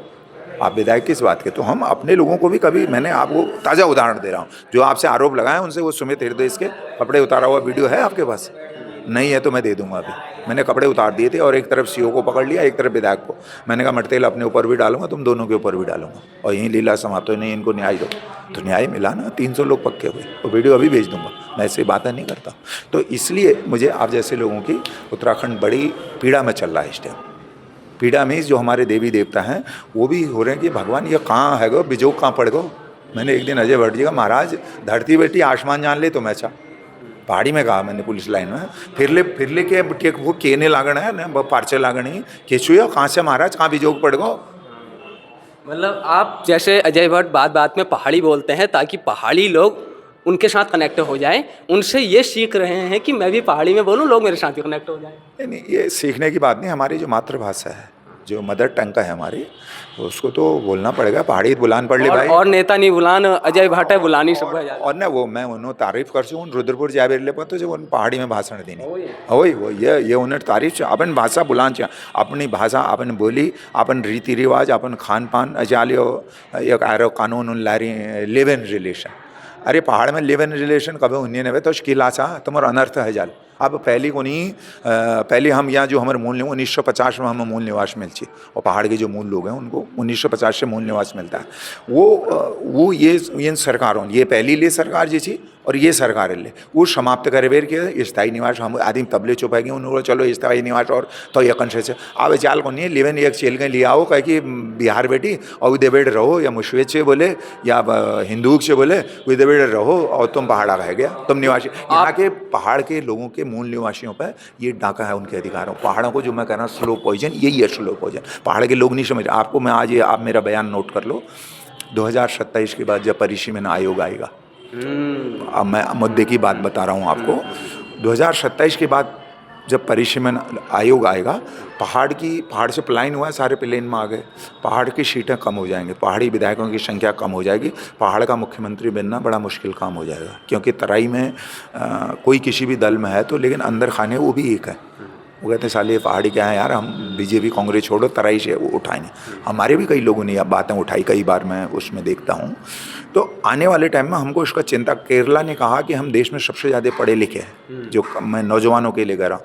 उन्होंने कहा जो 2027 का, क्योंकि लोकसभा की सीटें भी बनती तो उनके यहाँ भी सीटों का यही हाल हो रहा है जैसे हमारा कम होने वाली। तो उन्होंने कहा देश को हम सबसे ज़्यादा जो है योगदान है हमारा, हम पढ़े लिखे हैं, तो हमारे यहाँ क्षेत्रफल के आधार पर होगा, जनसंख्या के आधार पर परिसीमन। उन्होंने सांसदों ने लोकसभा तक ये बात उठाई, हमारे यहाँ के लोग खामोश हैं। मतलब आप कहना चाह रहे हैं जो परिसीमन हो जनसंख्या के आधार पर न हो के क्षेत्र के हिसाब से हो, और क्षेत्र के हिसाब से होगा तो पहाड़ आबाद रहेगा, और जनसंख्या के आधार पर पहाड़ बर्बाद हो जाएगा। पहाड़ बर्बाद हो जाएगा। ये राज्य बनाई क्षेत्रफल के आधार पर है, क्षेत्र की बेगम भौगोलिक परिस्थितियों की, वहाँ की कठिनाइयों को, वहाँ की विपदाओं को, वहाँ की दैवीय आपदाओं को, वहाँ के पेयजल, स्वास्थ्य, सड़क, इन सब समस्याओं को क्षेत्रफल के आधार पर तो ये राज्य बना। ये राज्य बना इसलिए। अब यहाँ पे आप जनसंख्या कर दोगे तो मैं तो सब विधायकों से आपसे कहना चाहता हूँ कि ये राजनीतिक मुद्दा नहीं है, जागो पहाड़ियों। नहीं तो 2027 के बाद जो परिसीमन आयोग आएगा उसमें ये सब फिर इनको पता चलेगा कि कितने प्रेमचंद अग्रवाल पैदा होते हैं जो फिर खुलेआम तुम्हारी छाती पे पैर रख के जो है आगे चढ़ जाएंगे। बिल्कुल, पहाड़ के ज़्यादातर लोग यही चाहते हैं कि परिसीमन जो हो क्षेत्र के हिसाब से हो, न कि जनसंख्या के हिसाब से। अगर जनसंख्या के हिसाब से हुआ, जो उत्तराखंड का एक अस्तित्व है वह कहीं ना कहीं खतरे में तो बढ़ जाएगा, विशेषकर पहाड़ी राज्य होने का गौरव जो प्राप्त है, यह ऐसा लोग मानते हैं। अंतिम प्रश्न, क्योंकि इंटरव्यू बहुत लंबा हो गया है, लोग भी बोर तो नहीं होंगे, आप इतने चुटकुले सुना जाते हैं, इतनी कहानियाँ सुना जाते हैं, लेकिन फिर भी आपने एक लड़ाई लड़ी, भू कानून भू कानून भू कानून। धामी सरकार ने आपकी भावनाओं का सम्मान करते हुए भू कानून ला दिया, खुश हैं? नहीं, मैं खुश नहीं हूँ। उसमें बहुत सारे आपने दो जिले, बात वही आ जाती है क्या, 2-3 जिले उत्तराखंड राज्य से बाहर हैं क्या? 2 जिले। हाँ, 2 जिले क्यों भाई आपने उनको बाहर रखा? उसमें बहुत सारी खामियां आप ही की सरकार ने 2018 में मुझे जहाँ याद है लाए। तो उस कानून में आपको क्या, या तो तब गलत था या अब गलत है, क्यों आपने ऐसा किया? मतलब जब सारा लुट गया तब उसने कहा चौके, जैसे चोर नहीं पुलिस वाले मिले रहते हैं, जब चोर चोरी करके ले जाता है फिर उसके बाद कहते हैं भाई कौन था, कहाँ था, वो CCTV में तमाम वो डॉग स्क्वाड और सब आ जाता है। अरे उनको पता होता है कि चोर कहाँ है। जब चौकीदार है तो चोर कहाँ से आ गए? चौकीदार है कौन? ये तो लुटाने के लिए छोड़ा है ना। आप सारा देखो, पहाड़ के एक आदमी को दुकान बनाने पर उसका चालान कर दिया जाएगा, और बाहर के लोगों ने वन भूमि कब्जा की हुई है। मैं नाम बता सकता हूँ, हमारे नरतोला के पास में कई सौ नाली, पहाड़ रामगढ़ में कई सौ जगह है जो सिविल और बेनाब की भूमि है, उस पर कब्जा कर लिया। पहाड़ का आदमी करता है तो SDM के यहाँ 50 चालान है धारी में, भीमताल में, और उन भूमाफियाओं पर कोई कार्रवाई नहीं हो रही। कमिश्नर तक गए वहाँ, दीपक रावत जी, खुजेटी से नीचे, तो वो वहाँ तक गए, उसमें क्या कार्रवाई हुई आप बताइए? पहाड़ में एक आदमी बिजली चोरी कर लेगा, एक बल्ब जलाने, उस पर मुकदमा दर्ज हो जाएगा। हमारे नरतोला के पास एक भूमाफिया है, उसने बिजली, उसके यहाँ चोरी आज भी खुलेआम से चल रही, विभाग कुछ नहीं कहता। तो कहाँ चौकीदार है? चौकीदार कहाँ सोए हैं? चौकीदार तो भीमताल के जो चौकीदार हैं वो तो भाई साहब, वो तो रामी मालिक है। वो उनका नाम भी, वो आजकल एक गाना नेपाली आया, भीमताल, वो नैनीताल में के भलो छाजीर और रामदाई को होटल आ, तो उसको मैं बना रहा हूँ भीमताल के ऊपर। भीमताल में के भलो छाजीर और रामदाई को होटल आ, के भलो विकास हैरो, की भलो भ्रष्टाचार हैरो। होटल नहीं है, जो ब्लॉक रोड में बना है घर है बल उनका, तुम होटल कह रहे हो उसे? अरे कितने कमरे हैं उसमें, पता है कितने कमरे हैं? मेरे पे मैं एविडेंस। तो विजिट करने नहीं गया। आप जाओ ना, उसको पहले देख के आओ, घर कहाँ से आ गया, उसको देखो ना, उसको देखो। आप मैंने सुना लोगों ने कहा घर बना रहे हैं। आप इतना ही घर बनाना था। आपके भाई हरीश पनेरू ने डालगंडिया में मेरा घर देख के आओ, मेरे पास जितने भी कमरे का घर था मैंने डालगंडिया में बनाया घर अपना, नया, पुराना पुश्तैनी भी है। आप अपने कोकना में बना लो ना, वहाँ रहो ना अपने बच्चों को ले जाके। वो एक दिन मुझसे कह रहे थे कोई, मैं उनको आपके माध्यम से कह रहा हूँ, वो कह रहे थे कि जो है वो लोग ऐसे मेरे ऊपर आरोप लगाते हैं, वो महाभारत रामायण जहाँ होती है उसमें सिर्फ वो अन्याय अत्याचार का पैसा कमाकर 4 चेले छिपटा देते हैं। उन्होंने कहा पनेरू नहीं बोलना चाहिए। अब वो ब्यास जी, भगवान की कृपा ऐसी रहती, ब्यास जी की नज़र पड़ती है, अरे पनेरू जी आइए, स्वागत है, व्यासपीठ आपका स्वागत करती है। वो चेले सोचते हैं यार ये ब्यास कैसे जानता है। अभी 2 घटनाएं होगी मेरे साथ ऐसे। तो ब्यास जी सच्चे आदमी जो होता है भाई, ब्यास गद्दी पे बैठे, वो कहते हैं व्यासपीठ आपको दुआ देती है कि आप आगे बढ़ो, ऐसे धर्म के काम करो। तो उनका सारा पैसा, सारा ध्यान पैसा कमाने में लगा। बिल्कुल, आप रामदाई का होटल भीमताल में बनाइए, कोई दिक्कत नहीं है, लोग पसंद करेंगे, लाइक देंगे, फॉलोवर देंगे, लेकिन 2027 से पहले रिलीज करूंगा उसको। अच्छा, लेकिन जब आपस में आप और हमारे विधायक जी साथ में बैठते हैं तो किस तरह की बातें होती हैं? क्योंकि कई बार तो देखी जाती है ना, बड़े अच्छे तरीके से पीछे मिलते हैं, मुंह के सामने कुछ और पीछे अलग। मैं उनके, मेरे सिद्धांत शुरू से नहीं मिलते थे। और निश्चित रूप से जब वो पहला चुनाव लड़े तो मेरे घर पर भी आए, हमारे बिरादर, वो सब कहने की बातें नहीं होती, मेरे रिश्तेदार सब थे। हमने कहा चलो एक गरीब घर का लड़का आगे बढ़ रहा है, तो हमने मदद भी की उनकी, ये भगवान जानता है। उन्होंने हमेशा ये सोचा कि मेरे से ऊपर कोई है नहीं। तो जब हरीश पनेरू को, लोगों को लगा कि यही कुछ कर सकता है, तो लोगों ने बुलाया, मैं जनता के बीच में गया हूँ। मेरा उनसे कोई दुराव नहीं है, कोई मतभेद नहीं है, उनकी नीतियों का विरोध है। जो वो लोगों को दबाना चाहते हैं, गरीब जनता को हड़का के, थाने की पुलिस से हड़का के, कोई पोस्ट डाल दे तो उसको कहे साले तेरा फोटो आया, उसको 10-10 साल तक रुला के, तो ये हरीश पनेरू का ना करेक्टर रहा है। ऐसा वो करेंगे तो वो मेरा अपना हो। मैंने 10 के मुद्दे बता दिए कि वो गौनियारों का जो बताया कि वो मरने वाला भी उन्हीं का, मारने वाला भी उन्हीं का। इसी तरीके से मनमोहन शर्मा भी उन्हीं का आदमी था, वो उन्हीं का सपोर्टर था। ऐसे मैं हजारों मुद्दे गिना सकता हूँ कि एक वो हमारे अधोड़ा में एक उनका कोई जमाई है, मेहरा जी, उनका मकान वो रोड वाले काट रहे हैं, उनका मकान गिर रहा है। तो मैं को कि अपन उन्होंने रिश्तेदार था, उन्हें तो अरे दादी कहाँ सुनते हैं वो, हम तो तुम्हारे पास हैं। तो मैंने ये नहीं सोचा क्योंकि उनका रिश्तेदार है, उनके साथ रहेगा। यहाँ तो विधायक जी ने बड़ा दिल दिखाया, अपने बिरादरी, अपने रिश्तेदारों को साथ नहीं दिया, उनके लिए सब समान है। कोई अपना नहीं, कोई पराया नहीं। मैं क्या कह रहा हूँ, ऐसा कोई सगा नहीं जिसको ठगा नहीं। आप एक को बता दो और मैं आगे बताना नहीं। ऐसा कोई सगा नहीं जिसको ठगा नहीं। और ये तो पहले ठगा था कि आपका मैं मकान क्या- टूटने और नहीं दूसरा- दिया जाए। ये क्या, वो डायलॉग पूरा नहीं बताऊंगा, आधा समझने वाले समझ गए, जो ना समझे वो अनाड़ी है वाला हिसाब है। क्या है वो, क्या एक वो है, ये नहीं, ये है हर विभाग की पीड़ा है। हर विभाग की पीड़ा बन चुके हैं आज वहाँ के जनप्रतिनिधि भीमताल के। हर विभाग में जाओ आप, अंदर खोजो ना, कितनी पीड़ा है लोगों के अंदर। क्या ऐसा करेक्टर, ऐसा मॉरल शोभा देता है। अरे किसी भगवान से तो डरो। वो माँ बाराई से तुम कहते हो, वहाँ बाराई देवी के मंदिर में देवी दूरा भगवान खेलने, उससे तो डर लो। खुशी से साथी थे उस दिन आप लोग दोनों? बिल्कुल बिल्कुल। अरे साथ तो हम हमेशा होती है। अब मैं नमस्कार कर लेता हूँ, वो मुँह फेर लेते हैं, क्योंकि वो तानाशाह है। मैं तो हमेशा जहाँ मिलेंगे विधायक विधायक जी बैठे थे पीछे, आप मंच से कह रहे कुछ लोग मंदिर के नाम से भी ये करते हैं वो करते हैं, याद है आपको? बिल्कुल। उन्होंने बोलने नहीं दिया मुझे, मेरा बोलने का नंबर था। उन्होंने कहा ये नहीं बोलेगा, क्योंकि उन्हें डर था कि पोल नहीं खोल दे। अगर उनमें हिम्मत है, भागवत में, महाभारत में कई लोग बुलाते हैं मुझे, मैं देवी बाराई देवी मंदिर कमेटी वालों का धन्यवाद करता हूँ। उन्हें मुझे सम्मान वो देते, तो वो उनका बस चलता, वो मुझे ग्राउंड में ही नहीं आने देते। तो ये प्रभु का प्रताप है, वो माँ की कृपा है, और मैं उनका हमेशा आदर करता हूँ। क्योंकि एक व्यक्ति के नाते, एक उत्तराखंडी के नाते, उनका भी राज्य के लिए, भले ही वो अपने पुराने अतीत को भूल गए हैं, तो राज्य के लिए अगर उन्होंने कुछ संघर्ष किया, उनका भी संघर्ष का एक अतीत रहा है। लेकिन मुकाम मिलने के बाद जो अन्याय, अत्याचार, भ्रष्टाचार उनके अंदर है, उसका खात्मा अवश्य होगा। बिल्कुल। ये इंटरव्यू यहीं पर समाप्त करते हैं। बहुत ही शानदार बातचीत रही, बहुत ही प्रश्नों के जवाब लिए। विशेषकर हम चाहते थे कि राज्य का इंटरव्यू हो, लेकिन ये विशेषकर ज़्यादातर तो भीमताल पर केंद्रित हो गया। हम कोशिश करेंगे भीमताल विधायक राम सिंह कड़ा का भी किसी दिन आपको इंटरव्यू दें और उनसे भी पूछें कि कब बदलेगा शेड्यूल, कब भीमताल में बंद पड़ी फैक्ट्रियां फिर से चालू होगी, कब पहाड़ में शिक्षा, स्वास्थ्य जैसे मूलभूत आवश्यकताओं की पूर्ति होगी। यह कोशिश तो जरूर रहेगी, लेकिन इस समय के लिए इतना ही। आप देखते रहें डिजिटल वाणी। आपका बहुत बहुत धन्यवाद। नमस्कार, जय हिंद, जय उत्तराखंड, जय भारत।